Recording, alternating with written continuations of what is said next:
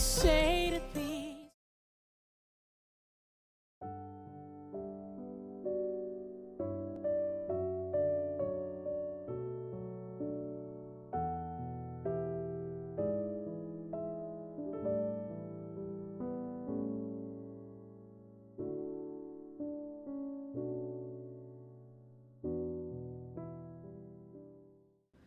신앙생활이요, 여러분 참 힘들다고들 말을 합니다. 신앙생활은 때론 고난이 있다고들 해요. 어떨 땐 지루할 때도 있습니다. 하지만 어떤 드라마나 영화도요, 클라이막스가 있어야지만 카타르시스를 느낄 수 있다는 거예요. 어떤 고난이 있고 문제가 있어야지 그게 해결될 때 느껴지는 그런 감동이 온다는 것이에요. 신앙생활도 마찬가지라는 겁니다. 이런 인내와 기다림과 고난이 있어야지만 나중에 카타르시스가 있다는 거예요. 신앙에 환희가 있고 기쁨이 있다는 거예요. 그런데 자꾸만 교회 와서 빵만 먹고 가는 거예요. 그런 신앙을 하게 되면 우리가 진짜로 느껴야 될 신앙의 참맛을 못 느끼고 계속해서 그걸 유지하게 된다는 거예요. 잔치를 참여해서 그 잔치의 절정에 이르기 위해서 약간의 인내가 필요하다는 겁니다. 하지만 그 인내는 기꺼이 감내하고도 남을 만한 보상이 따르기 때문에 충분히 감내할 수 있다는 거예요. 그 보상은 바로 구원입니다.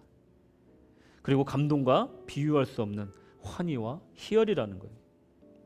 요한계시록 14장 12절 13절에 보시면 이것에 대해서 아주 잘 설명되어 있습니다. 성도들의 인내가 결국은 주 안에서 죽는 자들은 복이 있도다라는 결론을 내리게 된다는 거예요. 더 이상 수고가 그치고 쉴인이 있는 그들의 행한 일을 따름이라 하시더라. 이런 인내의 결과가 이렇게 된다는 거예요. 우리가 이거 바라보고 신앙생활하는 거 아닙니까? 이게 바로 우리의 소망 아닙니까? 그래서 우리가 인내하는 거 아닙니까?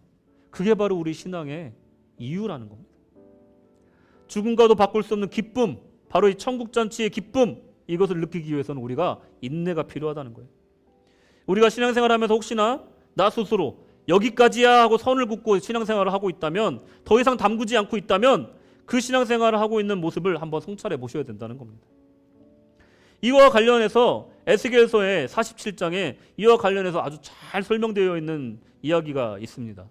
우리 신앙생활에 대한 아주 잘 설명되어져 있는 이야기가 47장에 나옵니다. 에스겔서. 하나님께서 에스겔에게 성전에서 물이 흘러나오는 장면을 보여주세요.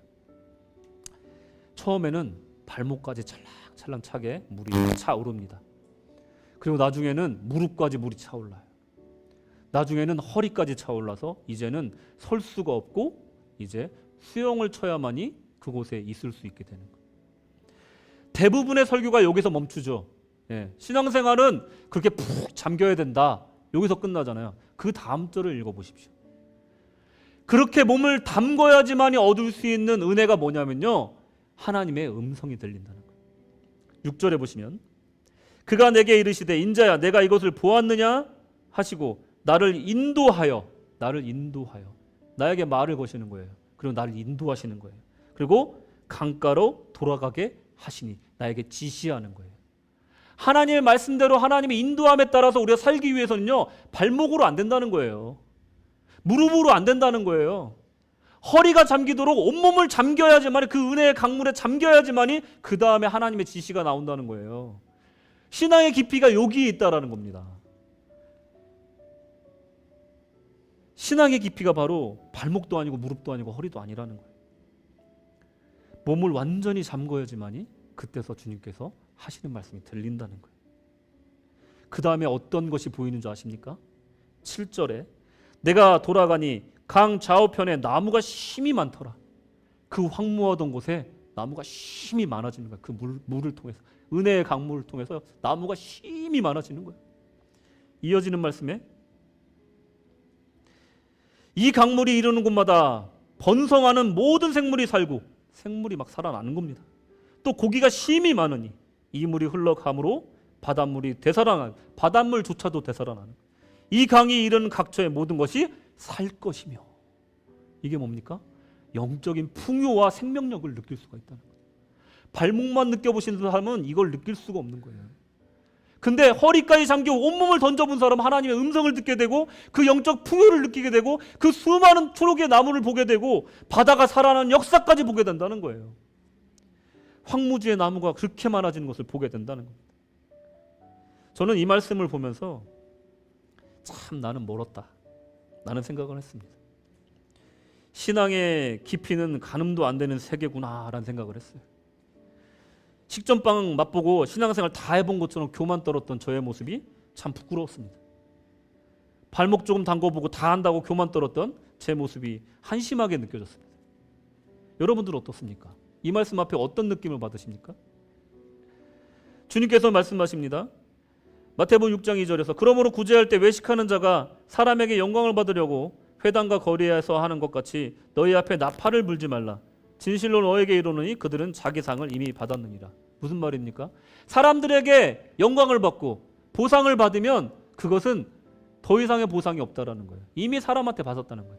하늘나라에서 보상을 받기 위해서 어떻게 되냐면 사람들한테 보상을 받지 말라는 거예요. 우리가 이제는 청함을 받은 사람에서 이제 청함을 베푸는 사람으로서 어떻게 되는지 알려주시는 거예요. 자, 주님의 은혜의 이 강물 가운데 우리를 잔치 가운데 초대해 주셨어. 우리 충분히 베풀음 받았어요. 구원을 받았어. 그리고 택함을 입었어. 그럼 우리가 어떻게 살아야 되냐면 바로 이 청함을 베풀어야 된다는 거예요. 사람들은 잔치에 초대할 때 그 은혜 갚을 수 있는 사람한테는 초대하지 말고 웬만하면 갚을 수 없는 사람들을 초대하라 이렇게 얘기를 하시는 거예요. 무슨 말이냐? 12절에 보시면 자기를 청한 자에게 이르시되 내가 점심이나 저녁이나 베풀거든 벗이나 형제나 친척이나 부한 이웃을 청하지 말라. 두렵건대 그 사람들이 너를 도로 청하여 내게 갚음이 될까 하노라. 아까 말씀드린 거 그거예요. 하늘의 보상 원리. 뭐냐면 누구든지 간에 은혜를 입으면 갚고 싶잖아요. 그게 인간관계잖아요. 기브 앤 테이크잖아요. 누가 나한테 밥을 사줬어. 그럼 나도 밥을 사주고 싶잖아요. 그러면 당연히 그러면 거기서 끝나는 거예요. 플러스 마이너스 제로 딱 되는 겁니다. 근데 두렵거니 주님께서는 이게 두려운 거예요. 내가 나한테 보상을 다시 못 해주는 사람은 정말 너무도 약한 사람이겠죠.